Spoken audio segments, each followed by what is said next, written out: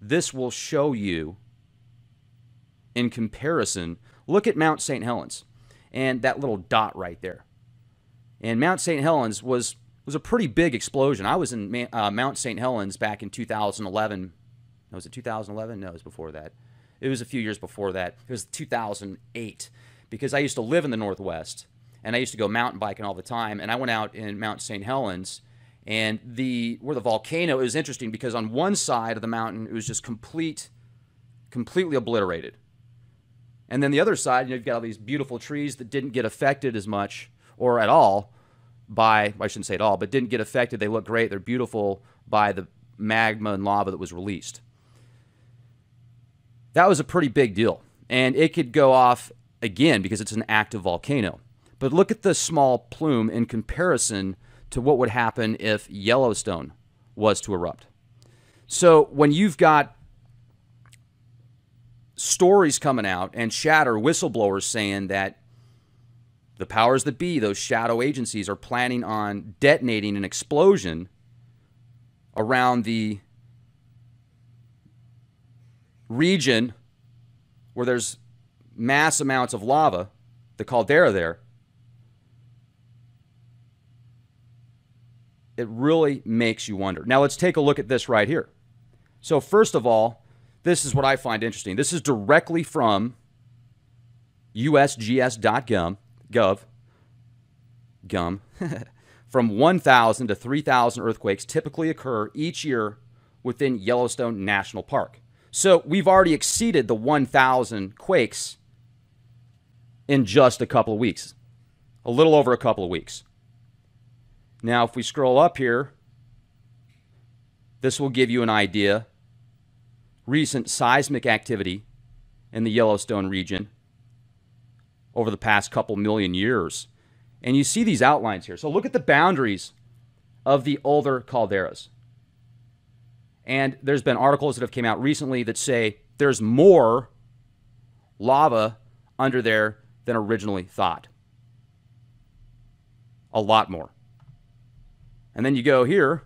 Let's take a look at this right here. This will show you. Let me zoom in on this a little bit.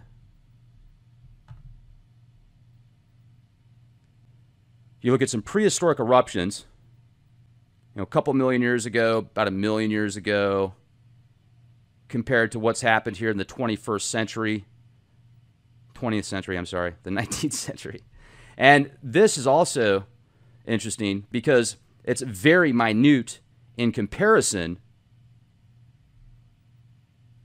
So we haven't really seen obliteration like the ancients did yet. Here's another one right here. This is the volume of erupted volcanic ash. So you can look at Yellowstone here, 585 miles to the third power, 2.1 million years ago. Long Valley, Mount St. Helens, 0.1 versus 585. Look at that, 0.1 versus 585. To put that in comparison, Mount St. Helens versus Yellowstone. This is directly from volcanoes.usgs.gov. You can see that over the past 30 days,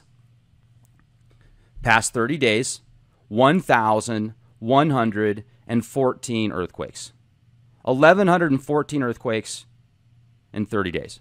So it's literally exceeded the yearly average in just a matter of a few weeks. And there's absolutely nothing to worry about according to the mainstream news. Now, when the mainstream news says there's nothing to worry about, that's when I think you need to worry about it. When they say there's something to worry about, it's usually there's not.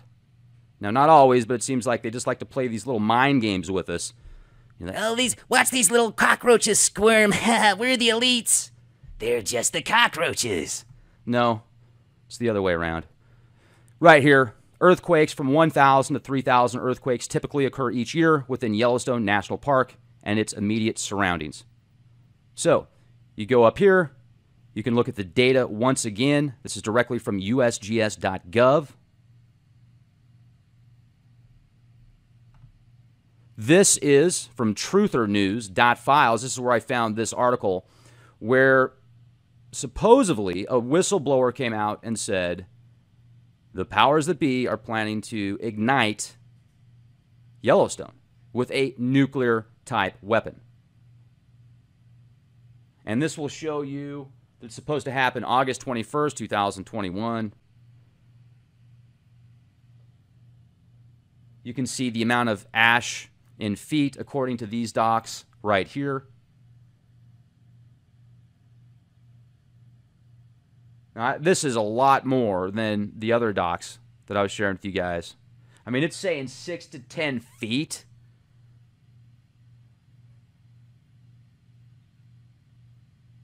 In places panhandle around Texas, parts of Idaho, obviously Montana. Jeez. And it's saying 13 feet. So these are way off compared to the ones that I was sharing with you guys. I don't know where they got this data. 0 to 11 inches.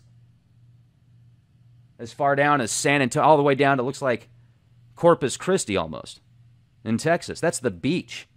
Could you imagine if that much ash covered the planet or covered the country?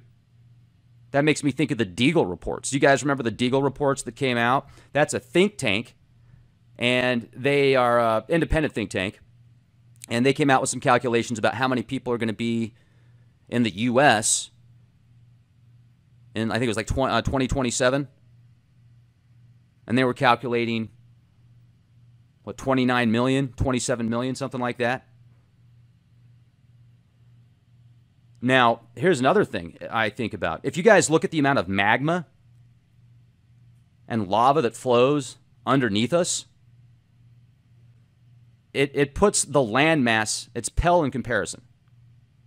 And I wonder, with all these nuclear reactors, these 449 plus nuclear reactors, and there's about 100 in the U.S., well, let's just say that all of a sudden this huge split opens up in the earth and it just sucks down, literally it just like eats those nuclear reactors. Then what happens?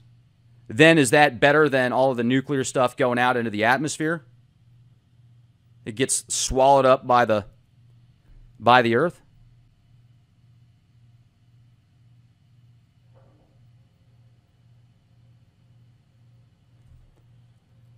Deagle's a great site, and they actually did a rebuttal, or they had not a rebuttal, but they talked about that report because it caused a whole bunch of chatter, and some people speculated it was from the Ebola virus, and they didn't even use those calculations.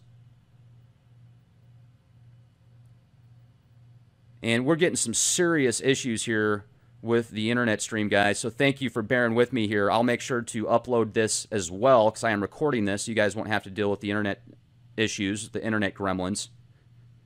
So stay with me, folks. Looks like it's stream complete. No, we're still streaming. This is bizarre. It's funny how everything's fine when I'm on the road. Then I get back and I start doing these shows and immediately start having internet issues. Almost every single time. It doesn't fail. I need my own internet service because this is ridiculous. So 6 to 10 feet of ash, you guys, as far down as Arizona, like almost to the border of Mexico. This could take out literally almost the entire country if these reports are accurate. Now, what could you do? Well, you could go underground for a couple years, several months, and then come back out, have, I guess, I don't know, I'm speculating here, don't take my word for it, have respiratory gear, masks, everything you need to deal with that kind of stuff. You could have a concrete shelter somewhere and hopefully survive the initial onslaught and then come out, and then you'd have to find a way to, you'd have to have seeds, you'd have to have a water supply, you'd have to have a continual water source, filtration systems.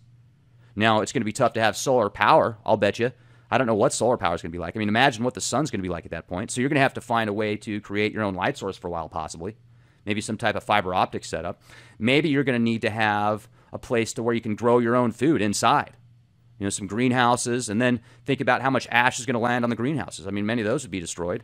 So you'd have to have some pretty solid facilities to withstand this. Now, if you're on the other side of the world, if you're in Canada, even Canada gets nailed. Look at this. Canada looks like ash goes. You got 6 to 10 feet of ash going all the way into Canada, eh? In Minnesota. I mean, this is just complete devastation for the North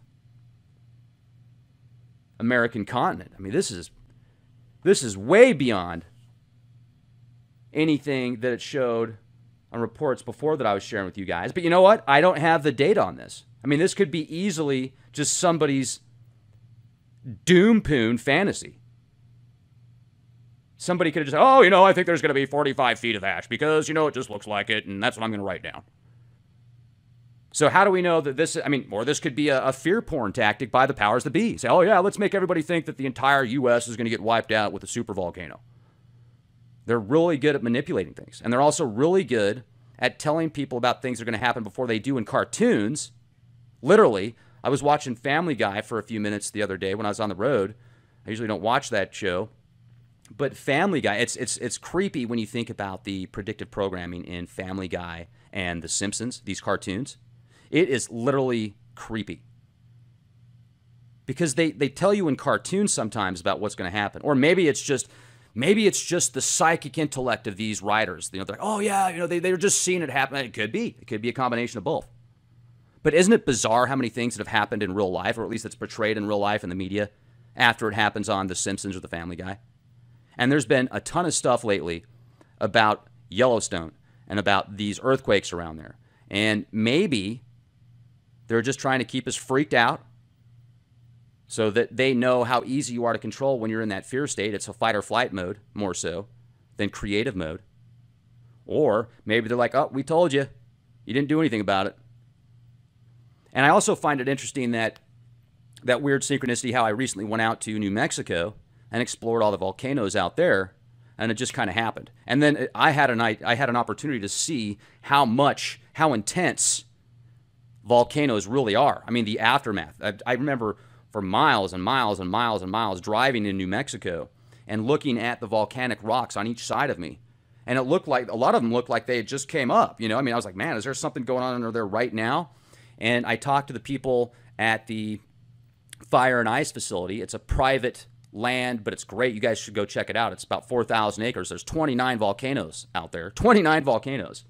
And I said, well, it looked like a lot of that volcanic rock was fresh. It looked like it had just popped up from the ground. And do you know anything about that? And the one guy said, no, I don't know anything about it. But then the other gal said, yeah, it's about 2 inches a year on average. New, like from coming from the ground, lifting up. And then you go back, and it's also bizarre. Here's another synchronicity I want to get your opinions on. When I really started researching the patents and getting deep into the technical data on the chemical trails and the stratospheric aerosol injections, I mean, I've known about them for years. I've known about them for over 10 years, but I really started reading the patents and the white papers and the docs several months ago and sharing that information with you guys. And I remember reading an article popped up that talked about how back in the biblical days, around 5,000 years ago, approximately, I can't remember the exact dates, but it was a long time ago in the BC time frame, the atmosphere changed, the environment changed because there were several volcanoes, and the volcanoes changed the weather. And that's exactly what these stratospheric aerosol injections are doing. And then Zecharia Sitchin, you know what, you guys, for those of you that give Zecharia Sitchin a hard time, I started listening to the 12th Planet last night. That dude was brilliant. That dude was absolutely brilliant. And a lot of stuff, I haven't read all of his books or heard all of his stuff yet, but a lot of stuff that I listened to in that audiobook was correlating with what these Sumerian tablets via Oxford scholars have said.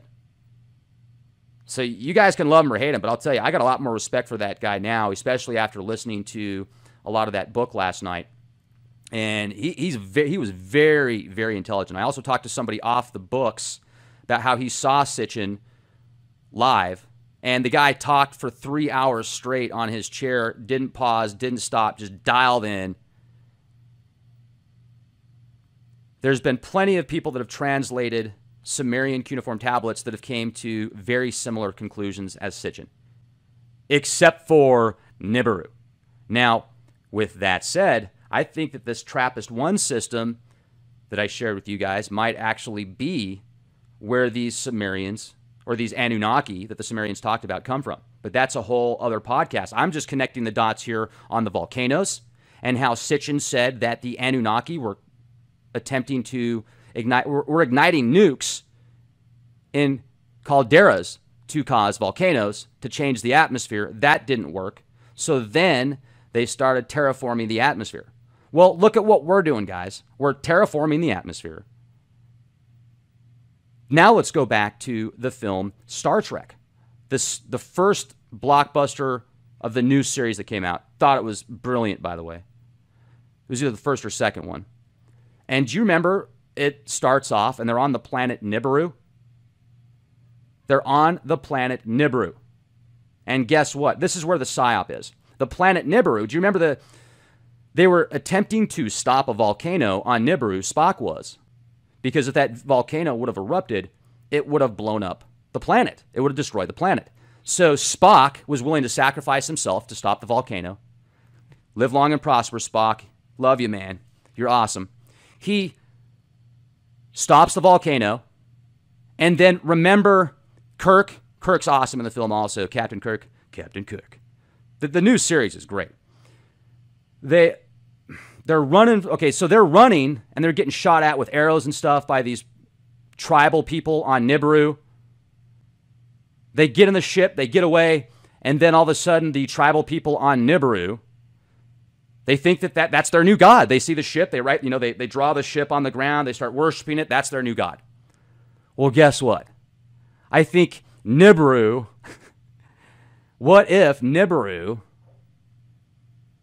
I'm thinking of it the opposite. Nibiru, the people that were there, were not primitive like that. They were very intelligent, like the Sumerians talk about. And they also had their issues as well. They like to drink and they like to manipulate beings to do the work for them, and they like to go space travel. What's wrong with that? I'm joking, but that's the way they looked at it. What if Nibiru, obviously, in my opinion here, if the Sumerian archetype of the Anunnaki coming from Nibiru, you would think that the people on Nibiru would be extremely advanced. And it would be the opposite. It's like they're showing us what happened on Earth thousands of years ago when original Earthlings that had evolved in their own natural fashion that they weren't as, I don't want to use the term intellectual, because in some ways they were far above and beyond on a spiritual level and a soul level, but as far as the mental applications of building things to either blow stuff up or to, incredible, brilliant inventions, it's like you've got both there. They talked about, they would see something, they would see these beings come down from the skies and they would write about them, they would draw them, they would paint them, they would mimic them. So this is the kind of stuff that goes on in the media where they will throw it in your face, but they'll spin it a little bit. They'll tell you bits and pieces of truth, but they'll do the exact opposite on the reference of the specific person or archetype. They'll paint a picture of an archetype being good when maybe that archetype is bad. But they'll show you how the story unfolds on their side, their perception that they want you to look at, that they want you to absorb, that they want you to assimilate to. And they stopped that volcano from destroying the planet. Well, where did they get that information from? Did they steal it from the Sumerian stuff? They this is where they got it and they added it to the movies? Because we know that Hollywood is full of Department of Defense help. And you can read about this stuff. Let's say you're making a movie or a TV show and you need a bunch of submarines, or you need a couple of F-17s, or maybe you need a couple tanks or something. Well, the Department of Defense, they'll be more than happy to help you out, but you better add something to that script. You better paint the right picture that they want you to pitch their agenda. I'm not saying it's wrong. I'm just saying it's the way that it is. So if you're aware of that kind of stuff, then you can know how they're conditioning you. I mean, you watch some of these movies on terror where they paint the picture of these extremists, you know, being the bad guys, and they're going to come and, oh, well, that guy needs to be white. He needs to be waterboarded because he's an evil terrorist. But that's once again a whole other episode, but you get my point on the conditioning, how the powers that be will use certain archetypes and subliminal programming to get you to think your neighbor or that guy that lives around the world is the bad guy. And here's another thing that I find fascinating, you guys, is what is the next war going to be like? The next world war. There's been proxy wars going on now for a long time. But when you got global war going on, are all the players at the top levels working together to come to the same goal, except for maybe they've got their own agendas as well, but they have to follow certain rules and orders? Or will there be somebody that comes out of the woodwork that takes over a specific nation, whether it's a third world nation or, you know, something much more as far as industrialized? Will they just not follow the rules and just do whatever it takes? Because it seems like there's these hierarchical orders where even though there's weapons of mass destruction around the world, there's 449 nuclear reactors that we know about, there is a ton of doom and gloom. I mean, there's millions of fracking sites, yet we're still here. Some of us, thankfully, are still healthy. Some of us have the right ideas and mindset, even though all this nastiness is going on around us. But you can certainly see the polarities. But we're still here. And wouldn't you think that something would have happened previously? Or maybe something did happen, and that's why many are discussing the very real possibility we could be in some type of simulated matrix or reality right now. And I think to myself, well, would that explain why we see some days when we look up at the... For example, go back in your mind, folks, 10 years ago, 15 years ago, and you're taking a road trip. Let's say you're taking a road trip and you're going through Colorado, or you're going through Arizona, or you're going through Utah, or you're going through New Mexico, or you're going through Wyoming. Remember how you could see the horizon? Remember how you could actually see the mountains? Not just the outline, but you could actually see details of the mountains. Now, what's it like when you look out at the horizon? When you look out at these mountain ridges after mountain ridge after mountain ridge, what is it like? You can't even, it's like this weird haze. A lot of times, all you can see is the outlines of the mountains. Even if you're in an area where there's virtually no pollution, it's still there. Why? Well, back in 2011, when I took that 3,500-mile motorcycle trip in 7 days on my dual sport BMW, that was awesome, but it was also sore. I remember driving through the Canyonlands, driving through Arizona, this place called Canyon de Chalet, driving through New Mexico, and driving through, Wyoming on the way back. I drove all the way up, all through Utah, and I did this awesome round trip deal. I would stop at these parks like the Canyonlands, and it was so hazy and overcast and yucky. And I remember talking to these people there. I said, "You see that?" And they're like, "Yeah, what do you think it is?" I said, "That's from the chemtrails." And they said, "Yeah, well," and these were older people. And very nice, very down to earth. And they said they were talking to the people that worked at the park. And the people at the park were like, "Yeah, we've never seen anything like this either. This has got to be from all the wildfires." Yet, at that particular time, wildfires weren't in the area. They had nothing to do with it. It's the same thing now. It's the same thing it was last year. It's the same thing it was the year before that. When was the last time you actually saw a beautiful blue sky all the way to the end of the horizon? You can't even see the end of the horizon anymore. It's like this weird haze. I remember driving home yesterday and looking at the clouds. Do you remember when clouds used to like move? Like all the clouds, you would see clouds, they would actually move in a beautiful fashion. It's very rare that I see real clouds anymore, folks. When I say real clouds, I'm talking about clouds that were created by nature, not by stratospheric aerosol injections, by dumping chemicals into the atmosphere. I was looking at these streaks of these clouds. And you know what? They just sit there. They don't even move. They just sit there, stagnant. It's disgusting. And then I remember seeing above, I've got video footage of this. I'll share this video footage with you, of this planet. I'm 99.99999% certain it's the moon. I just have to punch in, because I've got about 3 minutes of video footage of this thing. I watched it for the whole way home. And the thing was this weird hazy thing, and it almost looked like the color of the clouds that they were spraying. And if you look at the moon, you could tell what the moon looks like in normal conditions. It's very easy to see the freaking moon. But now, because they spray so much crap into the atmosphere some days, you look at the moon and it doesn't even look like the moon anymore because it's all hazy and crap. I mean, it's just bizarre. I'll share this footage with you guys later. It's creepy. And I'm thinking to myself, imagine what happens if we get to a point where there's this huge planet that starts coming back. And we know, you guys, for a fact that there's dozens of trans-Neptunian objects, planets, potato, same thing, that orbit our sun that will come back. Well, is this going to freak people out? I mean, if they see this huge planet in the atmosphere, are they going to start having like neurolinguistic programming breakdowns and not want to go to work and not want to do anything anymore because they just think the world's going to end? And they think that this giant planet that's coming back is actually going to rip up it's going to cause these earthquakes and it's going to cause these volcanoes to erupt and it's going to cause the atmosphere to be destroyed.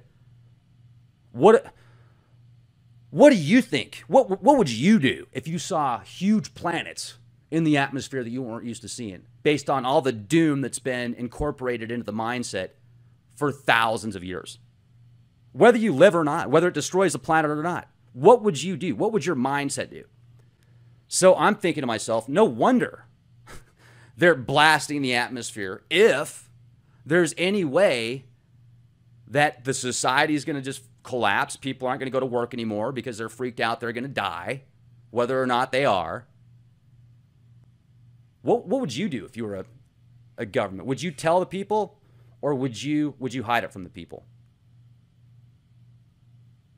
I'd tell the people. I mean, if I was in control, I'd be like, here you go. What are you going to do about it? Then maybe, if everybody knows about it, they could come together and come up with solutions. But no, it's those parasitic, narcissistic a-holes at the top levels that feel they have to control everything because they feel like they're God's chosen, or they feel like they're gods, or they just don't care. Maybe they feel like they're the devil, whatever. They put some label on themselves to think that they're better than us, and they're going to come up with the solution. It's got to be their idea or no idea. They would rather see, some of these psychos would rather see the entire world destroyed if somebody else came up with the solution than themselves, because they're that narcissistic. Welcome to the new world order. Who controls the world? Who gets the most empires of dirt in this physical matrix, construct that we're in right now?